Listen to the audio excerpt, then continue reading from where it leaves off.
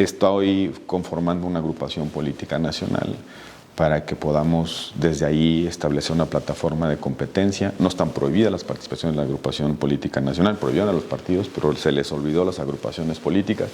Y yo creo que ahí puede haber también un espacio para visibilizar candidatos, hacer una red de candidatos, defender algunos candidatos. Voy a poner el ejemplo.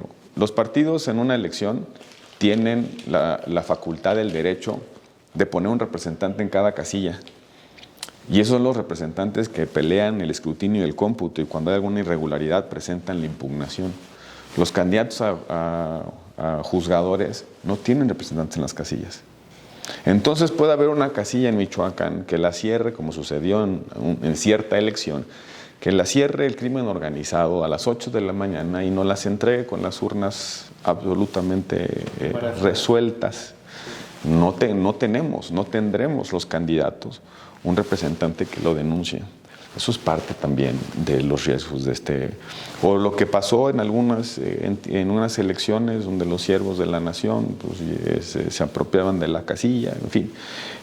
Imagínate si eso sucede en elecciones constitucionales cuando tienes a los partidos haciendo la función de vigilancia al proceso electoral. Si eso sucede con partidos políticos nacionales bien organizados que reciben financiamiento público, si eso sucede, imagínate lo que puede suceder en una elección en la que cada uno es su propio partido y en la que no tenemos ni siquiera la posibilidad de revisar si el padrón electoral es auténtico. Si no tenemos la posibilidad de revisar si la lista nominal llegó completa, si la tinta indeleble en efecto es indeleble, si no podemos revisar que el que llegó a la casilla ese día en la elección está en la sección electoral. Esas son también las incógnitas de este proceso. Y súmale que sin dinero, pues entonces, a ver con qué legitimidad termina este proceso, ¿no? ¿Cómo se llamará esta APN?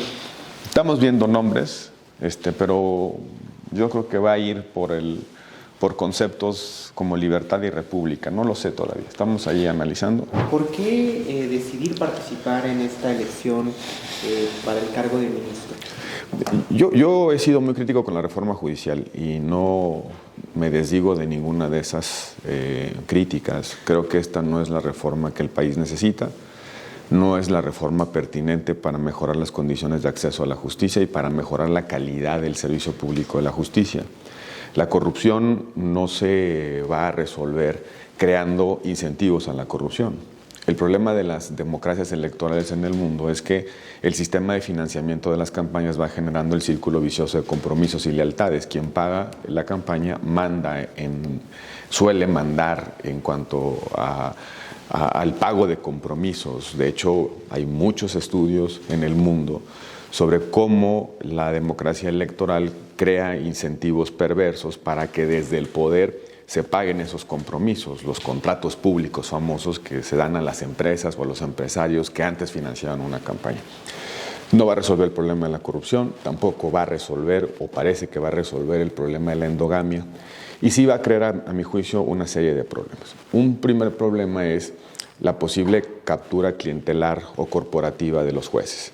Vas a necesitar votos para poder ejercer un cargo, una función judicial.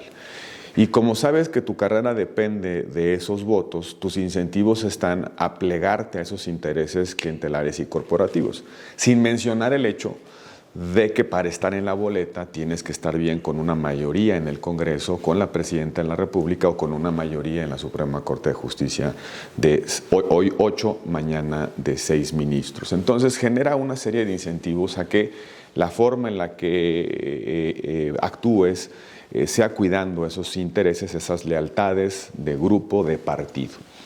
Pero al mismo tiempo, y esa es la reflexión que yo hice, sigue existiendo la necesidad de un garante de la Constitución y del Estado de Derecho, que es el Poder Judicial. ¿Puede un ciudadano que no milita en el régimen llegar a ser ministro de la Corte con estas reglas? A mí me define la decisión de presentarme. A mí me define la decisión de luchar por ganarme un lugar. Ganármelo para que los ciudadanos decidan si soy o no pertinente para la Corte. A mí me define luchar desde dentro. A mí me define que voy a dar o quiero dar el debate sobre las reglas y sobre sus implicaciones.